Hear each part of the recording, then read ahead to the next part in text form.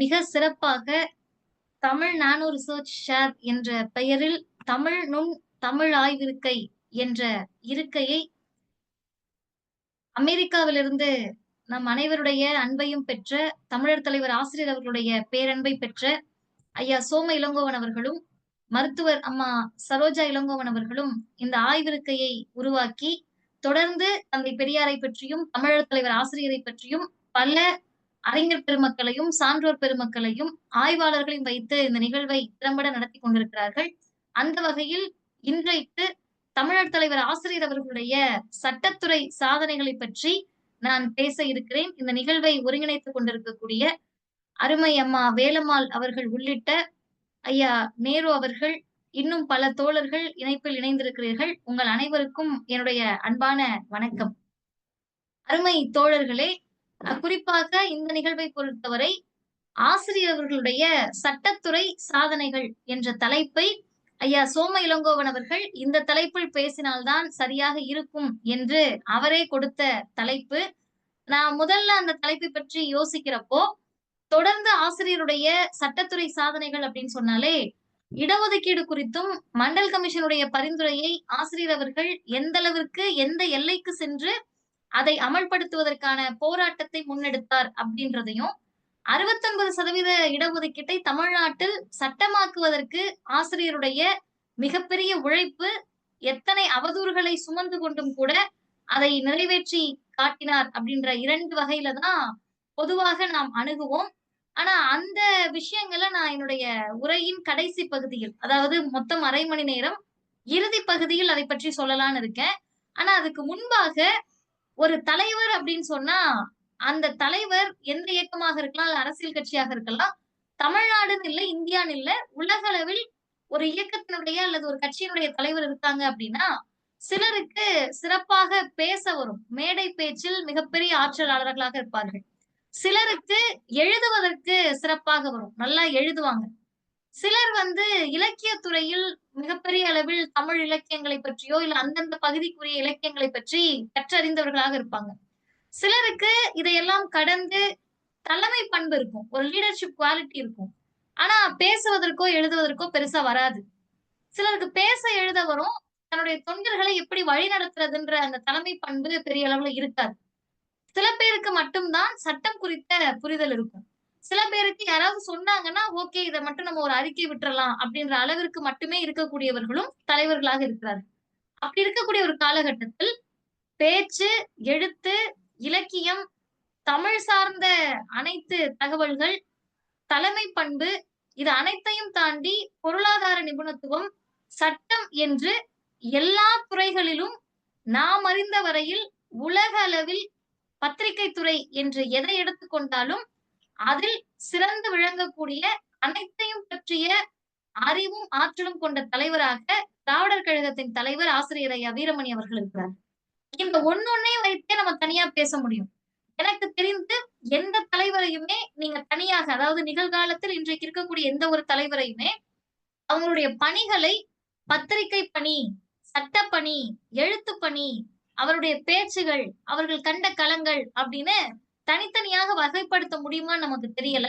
ஆனால் ஆசிரியரை அந்த அளவுக்கு வகைப்படுத்த முடியுதுன்னு சொன்னா, இன்றைக்கு நம்ம இத கண்டுபிடிக்கல. இதை முதன் முதலாக ஆசிரியருக்கு இருக்கக்கூடிய ஆற்றலை கண்டுபிடித்தவர் தலைவர் தந்தை பெரியார். ஐயா தான் சொல்றாரு, இவரால் எல்லாமே முடியும் அப்படின்றத முதலில் கண்டுபிடித்தவர் ஐயா அவர்கள் தான், தந்தை பெரியார் அவர்கள் தான். இந்த அறிக்கையை வாசித்துவிட்டு நான் சட்டத்துறை பணிகளுக்கு போனா சரியா இருக்கும்னு நினைக்கிறேன். காரணம் என்னன்னா, இன்றைக்கு இருக்கக்கூடிய இளைஞர்களுக்கு ஆசிரியர் அவர்கள் எந்த தலைவரால் வார்த்தெடுக்கப்பட்டவர் அப்படின்ற செய்திய நம்ம கொண்டு போய் சேர்க்கணும். காரணம் 92 வயதில் இன்றைக்கு காலையில் கூட சட்டம் தொடர்பான அறிக்கையை தான் ஆசிரியர் வெளியிட்டிருக்காரு. அப்ப 92 வயதில் பொதுவாக நம்ம வீட்ல வயதானவர்கள் இருப்பாங்க. ஞாபக மறதி இருக்கும். அல்லது ஏற்கனவே படித்த செய்திகள் நினைவில் இருந்து தப்பும். சில நேரங்கள்ல நம்ம பேசுவது சரியா என்ற தடுமாற்றம் வரும். இது எதுவுமே இல்லாமல் ஒரு தலைவர் 92 வயதில் இயங்குகிறார் அப்படின்னு சொன்னா, இத்தனை ஆண்டு கால முதிர்ச்சியின் காரணமாக, முதுமையின் காரணமாக, பக்குவத்தின் காரணமா அவர் அப்படி இருக்காரு அப்படின்னு எளிமையா நம்ம எடுத்துக்க முடியாது.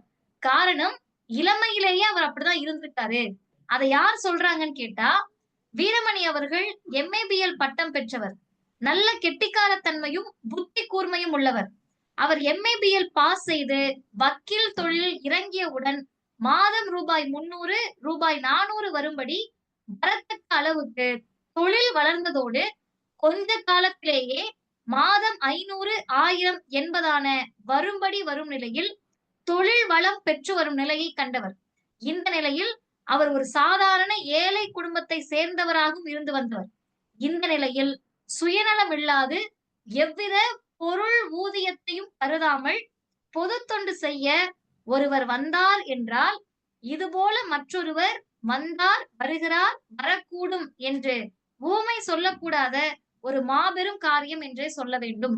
இது ஐயா தந்தை பெரியார் அவர்கள் ஆசிரியர் அவர்களை விடுதலையினுடைய ஆசிரியராக பொறுப்பேற்ற பிறகு வரவேற்கிறேன் என்ற அறிக்கை கொடுத்து அடுத்த சில மாதங்களிலேயே ஆசிரியருக்கு இந்த பாராட்டு பத்திரத்தை வாசிக்கிறார். இதுல 3 விஷயத்த நான் பிரிச்சுக்கிறேன். முதல் விஷயம், வக்கீல் தொழில் அப்படின்றப்ப ஒரு வழக்கறிஞர்களாக எங்களை போன்ற இளையவர்கள் எவ்வளவு பெரிய சிரமத்தை நீதிமன்றத்துக்குள் சந்திக்கிறார்கள் அப்படின்றது நமக்கு தெரியும். அப்படி இருக்கப்ப தனியாக ஒரு சீனியருடைய வழிகாட்டுதல் இல்லாமல் மாதம் 200 300 1962ல சம்பாதிக்க முடியணும் அப்படின்னு சொன்னா அந்த அளவிற்கு அவர்களுக்கு சட்டத்தை பற்றி தெரிந்ததை தாண்டி நீதிமன்றத்தை பற்றி தெரிந்திருக்க வேண்டும். அப்ப ஆசிரியர் அவர்கள் ஒரு சீனியர் கிட்ட சேர்ந்த குறைந்த காலகட்டத்திலேயே அந்த தொழிலை பற்றி திறம்பட கற்று தேர்ந்திருக்கிறார் அப்படின்றத ஐயாவினுடைய மொழிகள் மூலமாக நம்ம தெரிஞ்சுக்க முடியுது. 2வது, 500 1000 ரூபாய் மாத சம்பளம் வரக்கூடிய தொழிலை விட்டுட்டு அதை விட ஒரு பெரிய தொழிலுக்கு ஒருத்தவங்க போவாங்க. இல்ல அதே அளவிற்கான தொழிலுக்கு போவாங்க. ஆனால் எனக்கு பொருள் எதுவும் வேண்டாம். எனக்கு மாதாந்திர சம்பளம் வேண்டாம். தந்தை பெரியார் சொல்லக்கூடிய வகையில் நான் பொது தொண்டுக்கு தயாராக இருக்கிறேன் அப்படின்னு யார் சொன்னான்னா 92 வயது இருக்கக்கூடிய ஆசிரியர் இல்ல, 82 வயது இருக்கக்கூடிய ஆசிரியர் கிடையாது. ஏறக்குறைய 28 29 வயது இருக்கக்கூடிய ஆசிரியர் அதை சொல்லி இருக்கிறார் அப்படின்னா எங்களை போன்றவர்களுக்கு அதுவே ஒரு பாடம். அப்ப சட்டத்தில் ஐயா அவர்கள் எவ்வளவு தேர்ந்திருந்தார் அப்படின்றத தந்தை பெரியார் கண்கூடாக பார்த்திருக்கிறார். சரி, இப்ப சட்டத்துறை சாதனைகள் அப்படின்னு சொல்லியிருக்கோம். தன் ஆசிரியருடைய சட்டம் பற்றிய அறிவு அப்படின்னு நம்ம தலைப்பு வச்சிருந்தா வெறுமனே ஆசிரியருடைய அறிக்கை என்ன செஞ்சது அப்படின்ற அளவுல நம்ம அதை சுருக்கிக்கலாம். ஆனால் சாதித்திருக்கிறார் அந்த தலைப்பினுடைய பொருளே தான் கற்ற சட்டத்தை வைத்து தான் பயின்ற சட்டத்தை வைத்து தனக்கு தெரிந்த சட்ட கூறுகளை வைத்து தமிழ்நாட்டில் தமிழ் மக்களுக்காக இந்த திராவிட மக்களுக்காக ஆசிரியர் சாதனைகளை புரிந்திருக்கிறார் அப்படின்னு தான் நம்ம எடுத்துக்க முடியும்.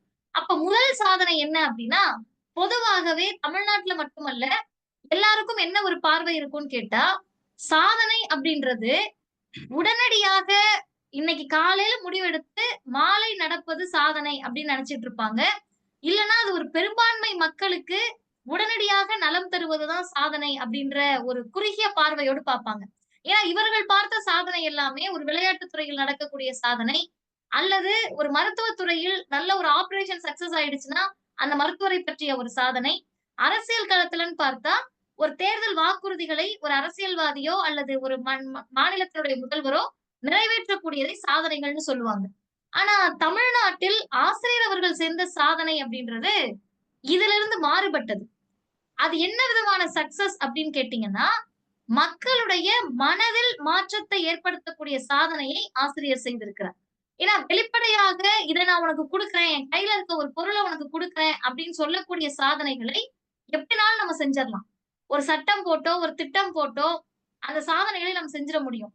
ஆனால் மக்கள் மனதில் ஏற்படக்கூடிய மாற்றங்கள் அப்படின்றதுதான் தமிழ் மண்ணை போன்ற இந்தியா போன்ற நாடுகளில் இருக்கக்கூடிய ஜாதிய மதவாதத்திற்கு எதிராக மக்களுடைய மனநிலையை பகுத்தறிவு பாதைக்கு திருப்புவதுதான் பெரிய சாதனை. அந்த சாதனையை சட்டத்தின் துணையோடு ஆசிரியர் எப்படி பார்த்திருக்காரு அப்படின்றதுக்கு ஒரு 5 செய்திகளை நான் சொல்ல நினைக்கிறேன். முதல் செய்தி, என் கையில இந்தியன் கான்ஸ்டிடியூஷன் இருக்கு. இந்த இந்திய அரசமைப்பு சட்டத்தை நான் வெளிப்படையாக சொல்லுகிறேன். நான் எம்எல் முடிச்சிருக்கேன். அப்ப பிஎல் முடிச்சிட்டு எம்எல் போறப்ப என்னுடைய வகுப்புல முதல் ஆண்டு முதல் நாள் சட்டக்கல்லூரியில போய் நாங்க உட்கார்றப்போ இந்திய அரசமைப்பு சட்டம் அப்படின்றது ஒரு தனி சட்டம். அன்றைக்கு அது ஐபிசி. இன்னைக்கு ஒன்றிய அரசு அது பேர மாத்துறாங்க.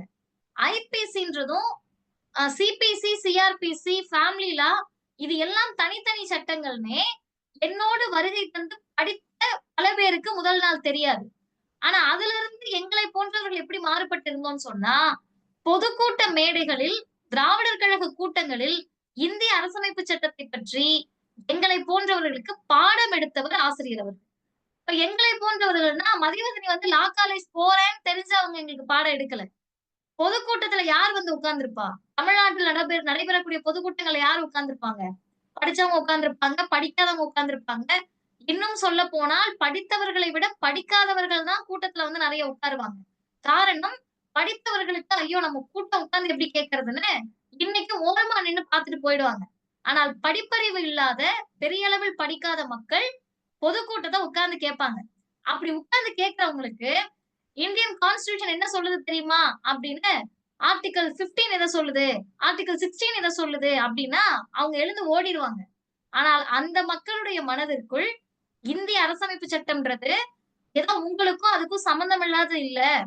இந்திய அரசமைப்பு சட்டத்தை தமிழ்நாட்டில் அல்ல இந்தியாவில் இருக்கக்கூடிய ஒரு மனிதரும் தெரிஞ்சிருக்கணும் அப்படின்ற அக்கறை ஏன் ஆசிரியருக்கு வருதுன்னு கேட்டீங்கன்னா, சட்டப்பூர்வமாக இந்த மண்ணில் நமக்கு கிடைக்க வேண்டிய உரிமைகள் சட்டத்தில் இருக்கு. ஆனா கைக்கு வந்திருக்கான்றத ஒப்பிட்டு பாருங்க அப்படின்றத ரொம்ப இயல்பாக பேசுவார்.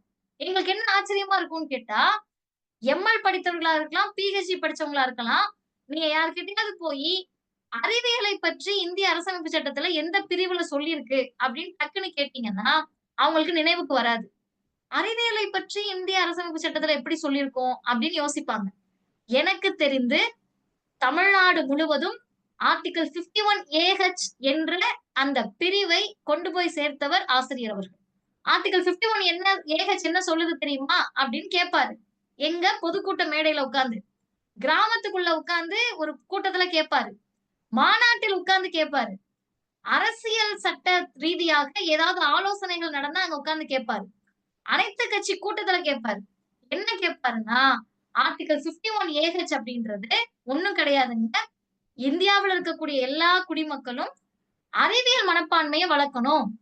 It shall be the duty of every citizen of India to develop scientific temper, humanism, spirit of inquiry and reform அப்படின்னு சொல்லுவாரு. இப்படி சொன்னா எல்லாருக்கும் புரிஞ்சிருமா? புரியாது. அதுக்கு அடுத்தவர் அதை எப்படி விளக்குவாருன்னு கேட்டா, அறிவியல் என்பது வேறு, அறிவியல் மனப்பான்மை என்பது வேறு. அப்படின்னு அங்க உட்கார்ந்திருக்க ஒரு அம்மாவ பார்த்து கேட்பாரு. இங்க பாருங்கம்மா, அறிவியலுக்கும் அறிவியல் மனப்பான்மைக்கும் என்ன வித்தியாசம்னா, பெரிய அறிவியலாளரா இருப்பாங்க, சயின்டிஸ்ட்டா இருப்பாங்க, ராக்கெட் விடுவாங்க. அவங்க ராக்கெட் விடுறதுக்கு முன்னாடி அவ்வளவு படிச்சு, அறிவியல் தெரிந்து ராக்கெட் விடக்கூடியவங்க, ஏழுமலையான் கோவிலுக்கு போய் பூஜை பண்ணிட்டு வருவாங்க. ஏழுமலையானால ராக்கெட் மேல போதா? இல்ல அந்த அறிவியலாளரால போதா? இந்த அறிவியலாளரால தான் போகுதுன்றது அந்த அறிவியலாளருக்கும் தெரியும். தெரிஞ்சாலும் அவருக்கு கோவிலுக்கு போறாருன்னா, அவர்கிட்ட அறிவியல் இருக்கு. அறிவியல் மனப்பான்மை இல்ல. அப்ப science is different from scientific temper என்பதை சாமானிய மக்களுக்கும் இந்த தலைவர் ஆசிரியர் தான் இன்றைக்கு வரை புரிய வைத்துக் கொண்டிருக்கிறார். சரி இதெல்லாம் பெரிய விஷயமாங்க. இப்ப ஆர்டிகிள் 51 ஏஹெச் தெரிஞ்ச அந்த மக்கள் என்ன பண்ண போறாங்கன்னு கேட்டா, இதை ஒரு இயக்கமாகவே கட்டமைத்து 1976ல தான் இந்த சட்ட திருத்தம் வருது. 1976ல எமர்ஜென்சி அப்பதான் இந்த பிரிவு இணைக்கப்படுகிறது. புரட்சியாளர் அம்பேத்கர் சட்டத்தை எழுதிய போது இந்த பிரிவு இணைக்கப்படல.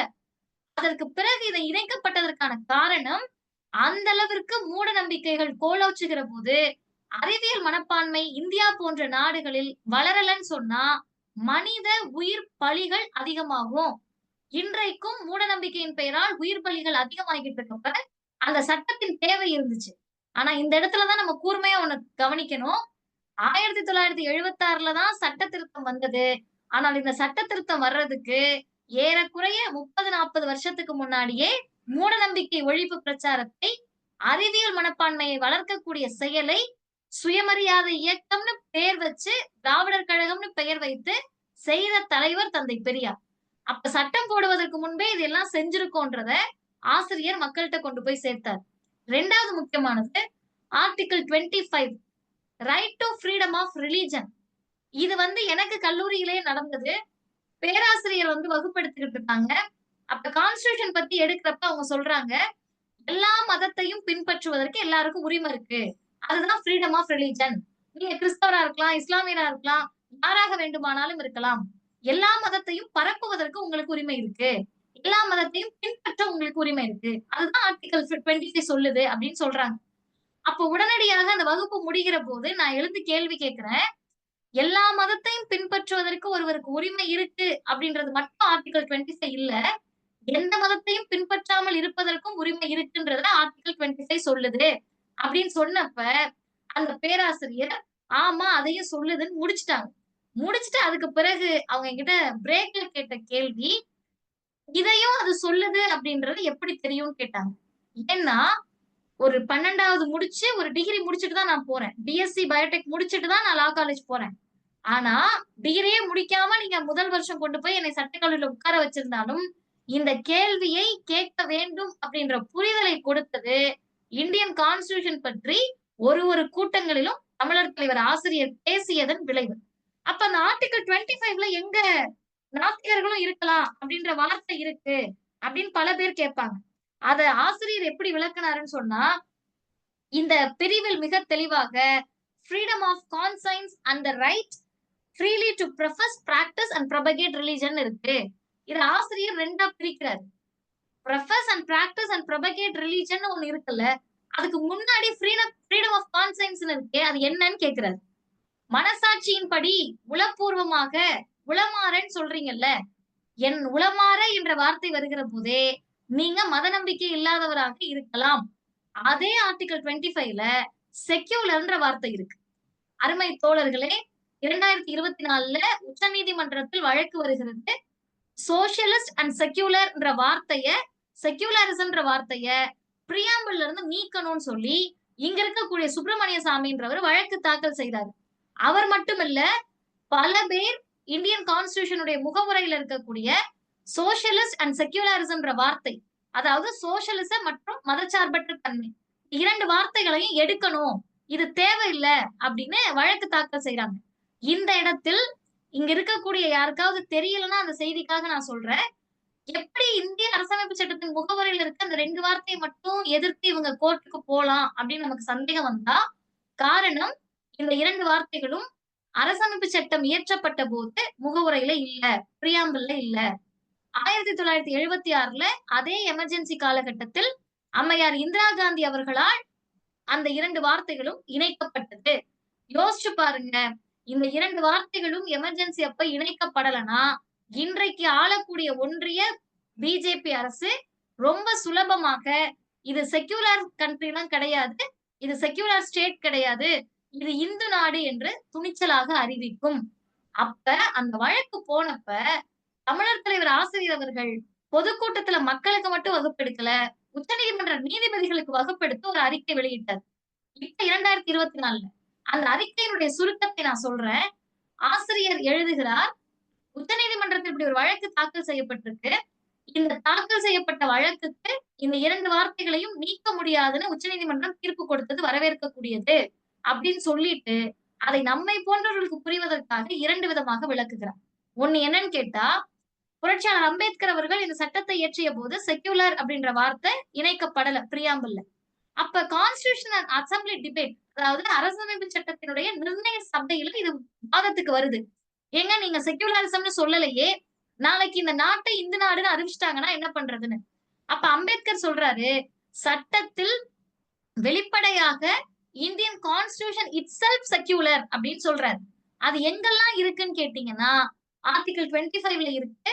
அதே போல ஆர்டிகிள் 21 நீங்க எடுத்துக்கிட்டீங்கனாலுமே, எல்லாருக்கும் right to life and personal லிபர்ட்டின்னு சொல்லுவதாக இருக்கட்டும், ஆர்டிகிள் 14ல ரைட் டு ஈக்வாலிட்டின்னு சொல்றதாக இருக்கட்டும், இப்படி பல பிரிவுகளை நம்ம கண் முன்னாடி நிறுத்தி, இது எல்லாமே செக்யூலர் அப்படின்ற முடிவுக்கு தான் வரும் அப்படின்னு சொல்றாங்க. ஆனா அதை ஆசிரியர் இன்னும் ஒரு படி மேல போய் என்ன சொல்றாருன்னா, அம்பேத்கர் சொன்னது போல அரசமைப்பு சட்டமே மதச்சார்பற்ற தன்மையை தாங்கிதான் நிற்கிறது. காரணம், இதுல மைனாரிட்டீஸ் உடைய உரிமைகளை பற்றி நம்ம பேசுறோம். இதில் எல்லோருடைய உரிமைகளையும் பற்றி பேசுறோம். எந்த இடத்திலும் வெளிப்படையாக இந்து நலன் அப்படின்னு மட்டும் நம்ம பேசல. இது 1. 2வது ஆசிரியர் ரொம்ப நுட்பமா என்ன சொல்றாருன்னா, கான்ஸ்டிடியூஷன் அமைக்கப்பட்ட காலகட்டத்திலேயே பிரசிடென்ட்டா இருக்கட்டும், இல்ல இப்ப வந்திருக்கக்கூடிய ஆளுநர் மாரி ஆட்களாக இருக்கட்டும், முதலமைச்சரா இருக்கட்டும், இல்ல எம்.எல்.ஏ.வா இருக்கட்டும், எம்.பி.யா இருக்கட்டும், யாரா இருக்கட்டும், அரசமைப்பு சட்டத்தின்படி பதவி பிரமாணம் செய்வாங்க. அப்படி பதவி பிரமாணம் செய்யறப்ப 2 முறையில் அவங்க செய்யலாம். இத இந்தியன் கான்ஸ்டிடியூஷன்ல இருக்கு. நீங்க சும்மா கூகுள்ல போய் ஏதாவது பிரசிடென்ட் வந்து எப்படி அவருடைய ஓத் இல்ல அஃபர்மேஷன் எடுப்பாருன்னு பார்த்தீங்கன்னா, அதிலேயே வரும். மேல ஒரு வரிகளை எழுதி, அதுக்கு கீழயே இன்னொரு வரியும் சேர்த்திருப்பாங்க. This R that. அவங்களுடைய முடிவு. அதுல என்ன வரிகள் இருக்கும்னா, I swear in the name of God அப்படின்னு மேல இருக்கும். கீழயே சாலம்லி அஃபர்ம் அப்படின்னு இருக்கும். இதை ஆசிரியர் அந்த அறிக்கையில மேற்கோள் காட்டுறாரு. I swear in the name of காட்ன்னு மட்டும் இல்ல. மதச்சார்பின்படியோ அல்லது என்னுடைய கடவுளின் பேரால நானு பதவி பிரமாணம் எடுக்கிறேன் மட்டும் இல்ல. என் உளச்சான்றின்படி எடுக்கிறேன்னு இருக்கு. அப்ப அதோட அர்த்தம் என்ன? எந்த மதத்தை பின்பற்றாதவர்களும் இந்தியாவில் இருக்கலாம். நாத்திகர்களும் இருக்க முடியும். இதையெல்லாம் புரிந்து கொண்டு உச்சநீதிமன்றம் இது போன்ற தீர்ப்புகளை இனிமேல் இப்படி வழக்குகள் வந்தால் இதை கவனத்தில் எடுத்துக்கொள்ளக் கூடாது அப்படின்ற முறையில் அந்த அறிக்கை இருக்கு. அப்ப பொதுக்கூட்டம் தொடங்கி சாமானிய மக்கள் தொடங்கி கிராமப்புற மக்கள் தொடங்கி உச்சநீதிமன்ற நீதிபதிகள் வரை சட்ட நுணுக்கத்தை ஆசிரியர் தெளிவுபடுத்துகிறார். இது 3வது செய்தி. 4வது முக்கியமான செய்தி என்னன்னு கேட்டீங்கன்னா, மண்டல் கமிஷனையும் 69% இடஒதுக்கீட்டையும் ஆசிரியருடைய சட்ட சாதனைகளினுடைய உச்சம் எது அப்படின்னு கேட்டா, இது 2யும் இனி எங்களுடைய தலைமுறை மட்டுமல்ல. இனி படித்து பட்டம் பெறக்கூடிய பிசி, எம்பிசி, எஸ்சி, எஸ்டி என்று சொல்லக்கூடிய அனைத்து பார்ப்பனர் அல்லாத பிள்ளைகளும் இந்தியாவில் ஒரு தலைவருக்கு நன்றி சொல்லணும்னா, அது ஆசிரியர் ஐயா வீரமணிக்கு தான் நன்றி சொல்ல முடியும். என்ன காரணம்? அவர் மட்டும் தான் உழைத்தாரான்னா கிடையாது. அன்றைய சூழலில் தமிழ்நாட்டில் இருந்த பல தலைவர்கள், இந்தியாவில் இருந்த பல தலைவர்கள் மண்டல் கமிஷனை அமல்படுத்தணும்னு போராட்டம் பண்ணாங்க. எனக்கு நேரம் அதிகமா இல்லாததுனால நான் சுருக்கமாக சொல்லுகிறேன். ஏன்னா எல்லாருமே இது ஒரு அறிவார்ந்த அரங்கம்ன்றால மண்டல் கமிஷனை பற்றி எல்லாருக்குமே தெரியும். ஆனால் அதில் இந்த காலகட்டத்துல நம்ம திரும்ப திரும்ப சொல்ல வேண்டிய செய்தி என்ன அப்படின்னு கேட்டா, மண்டல் கமிஷனை பற்றி இன்றைக்கு வரக்கூடிய பெரிய சர்ச்சைகள்ல இவருக்கு அதுல என்னங்க பெரிய பங்கு இருக்கு? எல்லாரும் தான் போராடினாங்கன்றாங்க. அதை மிக தெளிவாக மண்டல் குழுவும் திராவிடர் கழகமும் அப்படின்ற புத்தகத்தில் ஐயா கருணாநிதி அவர்கள் அந்த புத்தகத்தை வெளியிட்டிருக்காங்க. அதுல ஆசிரியருடைய முன்னுரை தொகுக்கப்பட்டிருக்கு. அதாவது ஆசிரியர்கிட்ட கேள்வி கேட்க போறாங்க. கடந்த வருடம் அந்த புத்தகம் தான். இன்டர்வியூ எடுக்க போறாங்க. நேர்காணல் எடுக்க. பேராசிரியர் ஐயா நம் சீனிவாசன் அவர்கள் மண்டல் கமிஷன் தான் சொல்றாங்களாம். உடனே ஆசிரியர் அருவியை போல அவருடைய நினைவை கொட்டுகிறார். அத நீங்க எடுத்து வாசிச்சு பார்த்தீங்கன்னா, அதுல ஆசிரியர் சொன்ன ஒரு முக்கியமான செய்தி, எம்ஜிஆர் அவர்களுடைய காலகட்டத்தில் ஏதோ ஒன்றிய அரசுல இருந்து ஒரு குழு வருது அப்படின்னு நினைச்சுக்கிட்டு, அந்த குழுவினுடைய முக்கியத்துவம் புரியாமலோ, தெரியாமலோ, அல்லது அந்த குழுவிலிருந்து வந்தவர்கள் அதனுடைய முக்கியத்துவத்தை சொல்லாத காரணத்தினால, செக்ரட்டரியேட்ல ஒரு சின்ன அறையை கொடுத்து அவங்கள வேலை பார்க்க விட்டுர்றாங்க. மண்டல் குழுவினுடைய மிகப்பெரிய அளவில் வந்த எல்லாருக்கும் ஒரு சின்ன அறையை ஒதுக்கி அவங்கள வேலை பார்க்க விட்டுர்றாங்க. அந்த நேரத்தில் ஆசிரியர் அவர்கள் அந்த அறைக்குள் சென்று மண்டல் குழுவின் சார்பாக வந்த ஐயா பி.பி. மண்டல் உட்பட எல்லாரையும் சந்திக்கிறாரு. அதை சந்தித்து பேசுகிற போது, அந்த குழுவில் இருந்த பலரை ஆசிரியருக்கு முன்பே தெரிந்திருக்கிறது. காரணம், ஆசிரியர் தந்தை பெரியாரோடு வடநாட்டுக்கு பயணத்திற்கு சென்றபோது, அதாவது வட இந்தியாவுக்கு போனப்ப அவர்களை சந்தித்திருக்கிறார்கள். அதில் ஒருவர் யாருன்னு கேட்டா, அம்பேத்கர் அவர்கள் நடத்திய பீப்பிள் எஜுகேஷன் ட்ரஸ்டோட அதில் இருந்த தலைவரை ஆசிரியர் அவர்கள் அடையாளம் கண்டு, நான் தந்தை பெரியாரோடு வந்திருக்கேன். உங்களுக்கு ஞாபகம் இருக்கான்னு கேட்கிறாங்க. இப்படி அந்த விரிவடைந்த அறிமுகத்தை ஆசிரியர் எப்படி பயன்படுத்திக் கொள்கிறார்னா, உடனடியாக பெரியார் திடலில் உங்களுக்கு ஒரு பாராட்டு விழா நடத்துறோம். நீங்க அங்க வரணும். அங்கு நாங்கள் எங்களுடைய அறிக்கைகளை தருகிறோம். பல பேர் உங்கள வந்து சந்திக்கிறாங்கன்னு சொல்லி, உடனடியாக பெரியார் திடலில் நிகழ்ச்சி ஏற்பாடு செய்றாங்க. இப்ப அது ஆசிரியர் ரொம்ப அழகா விவரிக்கிறாரு. அவ்வளவு பெரிய பணிக்காக இந்தியாவினுடைய ஒட்டுமொத்த பிற்படுத்தப்பட்ட சமூகத்தினுடைய அந்த சமூக நீதிக்காக, இடஒதுக்கீட்டுக்காக அறிக்கையை தயார் செய்து வந்தவர்கள், அந்த சிறு அறையில் இருந்தவர்களுக்கு பெரியார் திடலினுடைய வெளிச்சம் மிகப்பெரியதாக தெரிந்தது.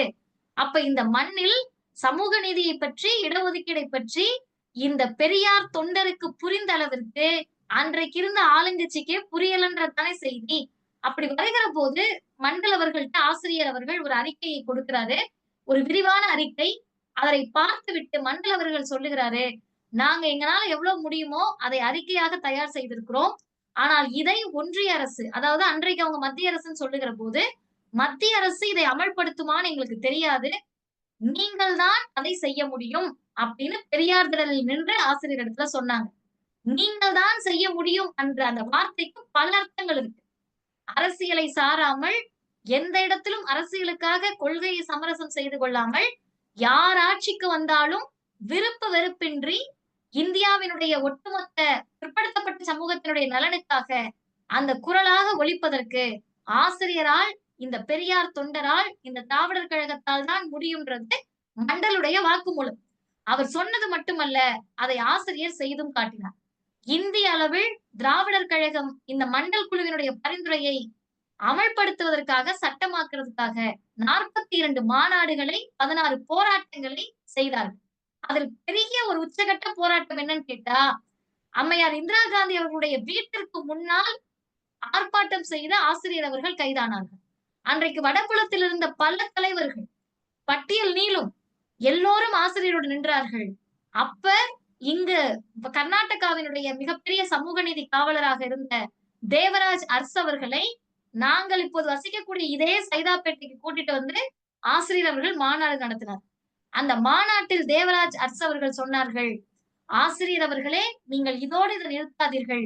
இந்தியா முழுமைக்கும் சமூக நீதி சிந்தனையை கொண்டு போக உங்களால் தான் முடியும்னு சொன்னாரு. ஆசிரியர் அதை வெறும் வார்த்தைகளாக, சொற்களாக எடுத்துக்கொள்ளல. இந்தியா முழுவதும் அதை எடுத்து சென்றார். பல மாநிலங்களில் மாநாடுகள், கூட்டங்கள், ஆர்ப்பாட்டங்களை நடத்தினார்கள். டெல்லி மையத்தில் நடத்தினார்கள். இது எல்லாம் முடிந்து நம்முடைய சமூக நீதி காவலர் வி.பி. சிங் அவர்கள் மண்டல் கமிஷனுடைய அந்த பரிந்துரைகளை சட்டமாக்குகிறார். சட்டமாக்கின 11 மாசத்துல அவருடைய பதவியை இவர்கள், இன்றைக்கு இருக்கக்கூடிய பிஜேபி, அன்றைக்கு அவருடைய ஆதரவை வாபஸ் வாங்கி அவருடைய ஆட்சி கவிழ்க்கப்படுகிறது. அந்த ஆட்சி கவிழ்க்கப்பட்ட நேரத்தில் கூட சமூக நீதிக்காக பிற்படுத்தப்பட்ட மக்களுடைய 27% இடஒதுக்கீட்டை ஒன்றிய அரசினுடைய பணியிடங்களில் வி.பி. சிங் தான் செய்து காட்டினார் அப்படின்றத சட்ட ரீதியாக ஆசிரியர் எப்படி அணுகுகிறார்னா, ஒரு கட்டத்திலும் மண்டல் கமிஷன் என்பது இந்தியன் கான்ஸ்டிடியூஷனுக்கு உட்பட்டதுன்னு மக்கள்கிட்ட போய் பேசுறாரு. மண்டல் கமிஷன் என்பது இந்திய அரசமைப்பு சட்டத்துக்கு உட்பட்டதுன்னு சொன்னா, இந்திய அரசமைப்பு சட்டத்தின்படி பதவி பிரமாணம் எடுத்தவர்கள் அதை எதிர்க்கிறீங்கன்னா, நீங்க மண்டலை எதிர்க்கல, இந்தியன் கான்ஸ்டிடியூஷனை எதிர்க்கிறீங்கன்னு புரிய வைக்கிறார். இதை புரிய வைத்தது மட்டுமல்ல, வி.பி. சிங் அவர்களை நேரில் சந்தித்த போது ஆசிரியர் அவர்கள் மிக தெளிவாக சொல்லுகிறார்கள், இந்திய அரசமைப்பு சட்டப்படிதான் இதை நீங்கள் செய்கிறீர்கள், தைரியமாக செய்யுங்கள். இதையெல்லாம் செய்த போது இந்தியாவிலேயே ஒரு மாநிலத்திற்கு மட்டும்தான் மண்டல் கமிஷனுடைய அந்த முக்கியத்துவம் புரிந்தது. வி.பி. சிங் செய்த அந்த செயல் புரிந்தது, அந்த புரட்சி புரிந்தது. அதனாலதான் ஆசிரியர் சொன்னாரு, திராவிடர் கழகத்தில் இனி பிறக்கக்கூடிய பிள்ளைகளுக்கு அது தமிழ் மொழி பெயர் இல்லைனாலும் பரவாயில்ல, வட இந்திய பெயராக இருந்தாலும் பரவாயில்ல, வி.பி. சிங்னு வைங்க.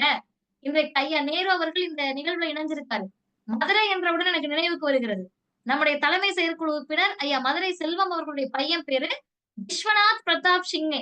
முழு பெயரையும் வச்சிருக்காங்க. வி.பி. சிங்னு சுருக்கி கூட வைக்கல. இன்றைக்கும் அந்த விஸ்வநாத் பிரதாப் சிங் என்பவர் தமிழ்நாட்டில் ஆசிரியர் அவர்கள் அவருடைய திருமணத்தையும் போய் நடத்தி வைக்கிறார். அப்ப கேட்பாங்கல்ல, யோசிச்சு பாருங்க, அப்பா கருப்பு சட்டை போட்டிருக்காரு, பையனை கூட்டிட்டு போறாரு, பையன் பேர் என்ன அப்படின்னா மதிவதனா விட்டுருவாங்க. ஆமா, ஈழத்திற்காக திராவிடர் கழக தோழர்கள் அவ்வளவு பெரிய அர்ப்பணிப்பு செஞ்சிருக்காங்க, பிள்ளைக்கு பேர் வச்சிருக்காங்கன்ட்டு. தமிழ் பேரா இருக்கா? ஆமா, தந்தை பெரியார் எல்லாருக்கும் தமிழ் பேர் வச்சிருந்தாங்கன்னு கடந்து போயிடுவாங்க. ரஷ்யான்னு பேர் வச்சிருந்தா கூட ஆமாங்கய்யா, ஐயா எடக்கு முடக்கு பிடிச்சவரு, எல்லாருக்கும் ரஷ்யான்லாம் பேர் வச்சாருன்னு விட்டுருவாங்க. ஒரு தம்பி, ஒரு தோழர், இல்ல ஒரு பையன் ஒரு காலேஜுக்கோ ஸ்கூலுக்கோ போய் உங்க பேர் என்னன்னா விஸ்வநாத் பிரதாப் சிங் அப்படின்னா யாருன்னு கேட்பாங்கல்ல. அப்ப ஆசிரியர் செய்தது இந்த சட்டத்தை விஞ்சிய சாதனை என்னன்னு கேட்டா, அதை ஒரு இடத்திற்கும் கொண்டு போய் சேர்த்திருக்கார்.